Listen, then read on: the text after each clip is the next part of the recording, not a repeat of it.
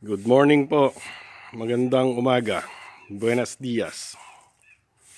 Ngayon po ay Domingo, Sunday, Linggo, 23 November 2025. Happy Fiesta po sa lahat ng mga taga-Angono. Viva San Clemente. Ito naman po kami dito sa Barangay Orangevale, USA. Yan po, nagre-relax po ang asawa ko at na high blood po sa Junakis kagabi. At pagka yan high blood, yan ang ginagawa niya. Pamparelax niya. Ako naman po ay ganun din, na high blood, nagpigil lang. At pupuntahan po natin yung ginagawa ko naman sa side ng bahay. Ngayon naman po yung ginagawa ko dito sa side ng bahay. Tapos na po, 2 guhit na lang doon sa dulo doon. Wala akong materyales para doon. At papunta na po ako sa harapan. Sikat na po ang araw. 2 araw ng tigil ang ulan. At next week naman daw uli, magpapahinga lang yung storm. Babalik daw siya next week. Ayos. Ito na po yung mga gamit ko. Hinahakot ko na po unti-unti habang progressing ang trabaho. Papunta sa harap ng bahay. Ipapanghuli ko po itong lugar namin, itong patio namin sa harapan, at mandaming ililipat bago ko masimulan. At hopefully hindi ako abutin ng kalakasan na ng ulan. Doon po muna tayo sa harapan. Kaya babalikan ko po kayo pagka po medyo nakailang guhit na ako. Pansamantala po ay WIP. WIP po tayo, work in progress. Buhay na ang mga halaman na pang winter. Nalulumbay naman ang mga halaman na pang summer. Ang Japanese maple tree namin ay nagdidilaw na rin ang dahon. At nabubuhay na rin po ang mga nabilad sa araw noong summer. Okay, mamaya po uli.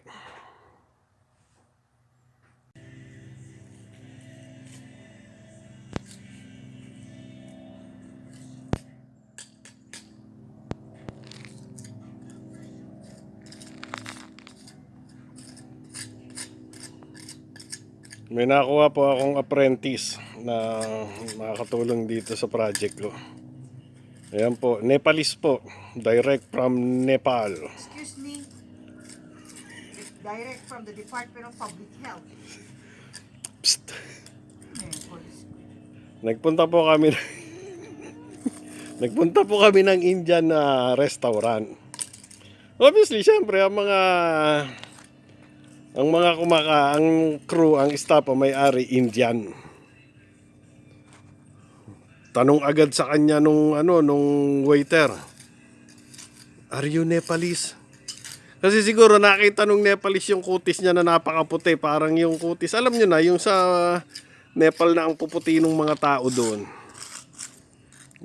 Syempre yung Bombay na nagtatanong, alam niyo naman, hindi naman tayo sa racist, pero yung kulay ng mga Bombay, alam naman natin.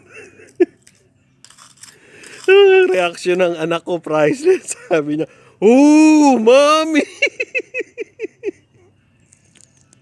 Naintindihan agad ng anak ko.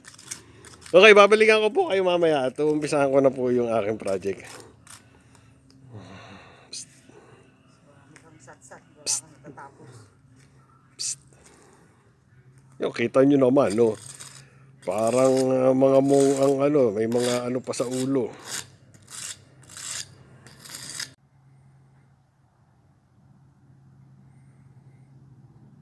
Tapos ako na po. Nalinisan ko na rin.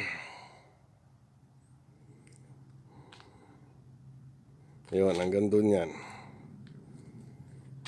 Section muna gagawin ko kasi kailangan matuyo bago para makapasok ang sasakyan.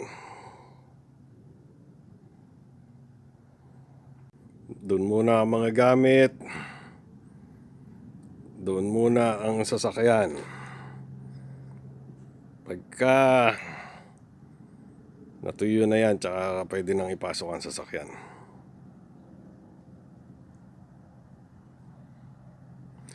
At mamamalengke po muna kami. Kaya titigilan ko po muna. Tomorrow again. Magkita-kita po tayo mamaya sa palengke.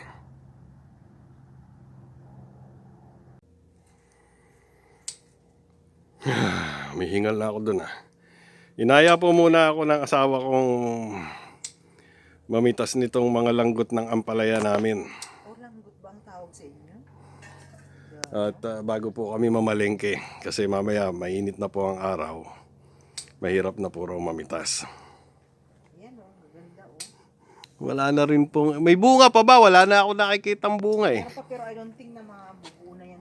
Kasi nga, Yeah, I guess hindi na lumalamig na siya eh. So we'll just...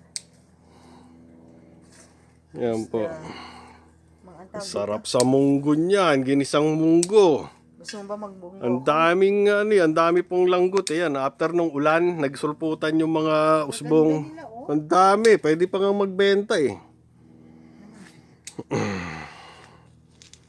Kaya lang po, may nagtanong nga po taga Winnipeg, bakit hindi nyo binebenta?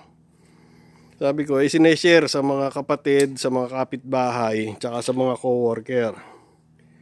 Kasi ang balik ng blessings noon mas doble kaysa ibenta.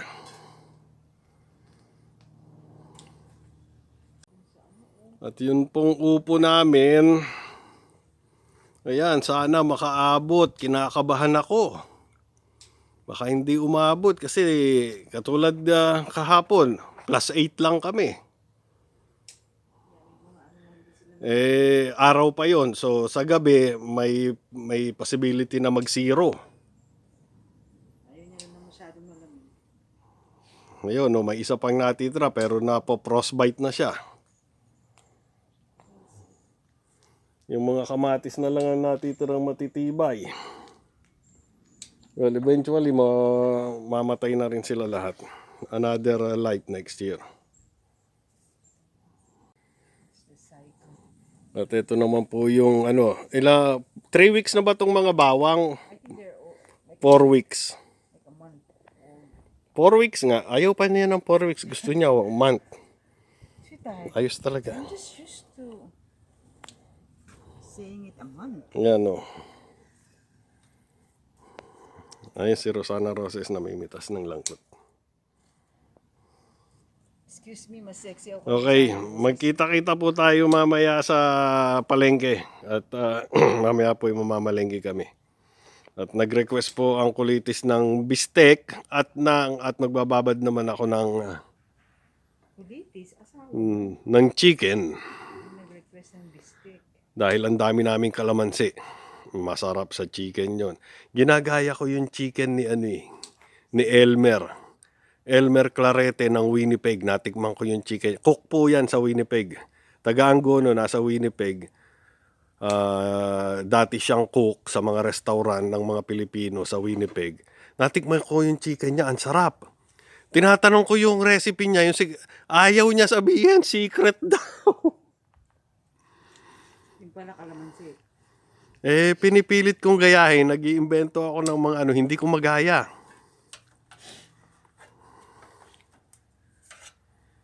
Kaya magkita-kita po tayo mamaya sa palengke.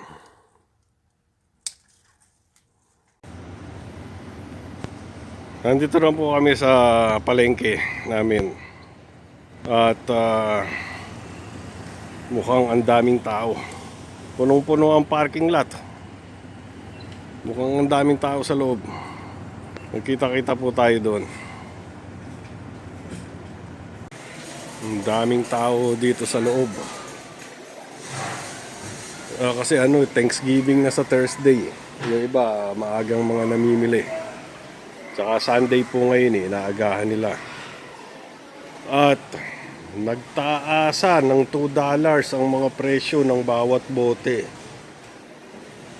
Ayan, no. Dati 12 lang eh. 12, 20, 25, 12. Nagtaasan. Hindi ko makita yung paborito ng nanang.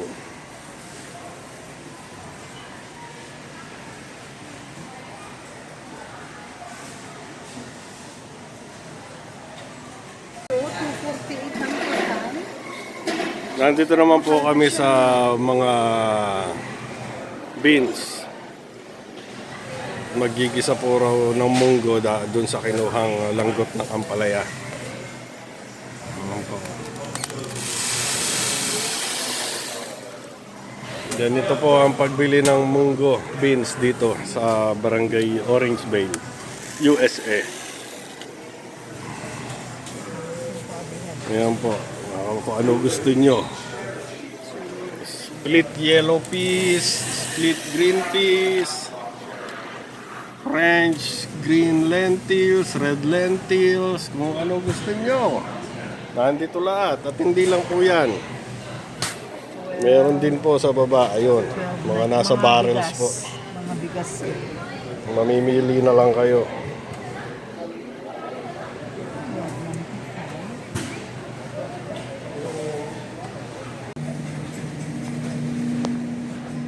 May nakita po kami dito mga smoke na turkey legs. Wings, ayan o. Wings, turkey legs. Kumbaga, hindi siya kasing sarap nung nasa Disneyland. Sabi ng asawa ko, hindi naman masarap eh. Sabi ko, kesa naman pupunta pa tayo ng Disneyland. O, para makatikim lang yan. O, ayan na, pwede na, wag lang di matikman. Tama po ba ako? Excuse me po. May neck pa pala. Yan, no?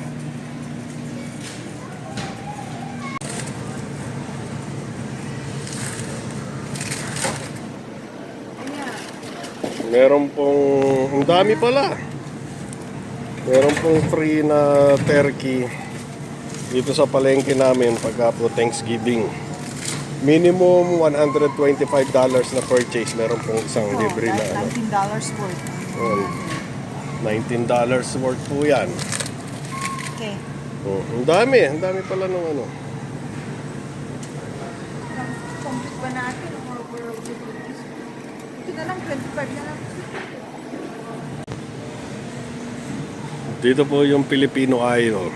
Meron po diyang ayun, no, longganisa, tocino, paa ng manok, tripes, buto-buto, ano pa, kambing,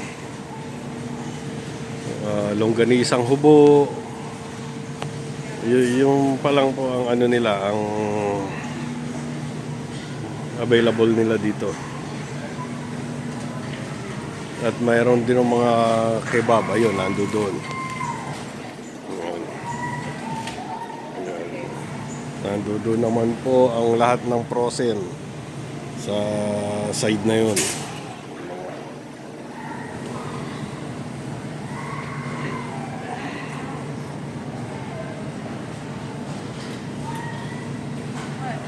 Nakuha mo? May suka pa ba tayo, sweetheart? Kumuha ako ng ano, raisins bread.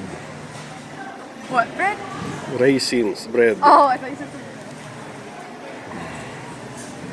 Saan ka pupunta?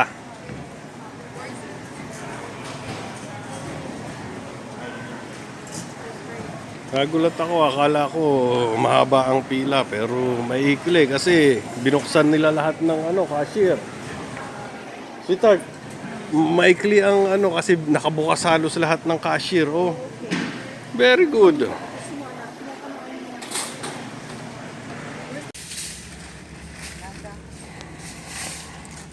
Nakalabas na po kami. Hindi naman po masyadong masikip. Ayan. Nakita yung bagong labas ng Toyota. Ayan, yung Toyota Crown Cross. All-wheel drive. Hybrid. Oh, full electric siya, sweetheart. O full ba? Yeah, full electric siya. Ayoko no, full electric. Dapat hybrid. Dapat hybrid. Ayan po. Magkano binayaran mo? 200 something. 200. O Yan. makalimutan. Tapos tatatlo kami. Yan, ganyang karami ang kinakain namin. Pero pang ano na po yan, 2 months na po yan. Kami pang regalo dyan yung mga... Tsaka yung mga lulutuin na dadalhin na Thanksgiving nga po sa Thursday. Yung pong dadalhin sa ano. Something. Kaya maraming salamat po pagsama ninyo sa amin ngayong araw na to. At ingatan po saan ka pupunta. Ingatan po nating mabuti ang ating mga sarili at ang bawat isa. At palagi po tayo magpapasalamat sa mga biyayang natatanggap. At happy Thanksgiving po sa darating na Thursday sa lahat ng aking mga American friends, sa aming mga American friends. Mabuhay!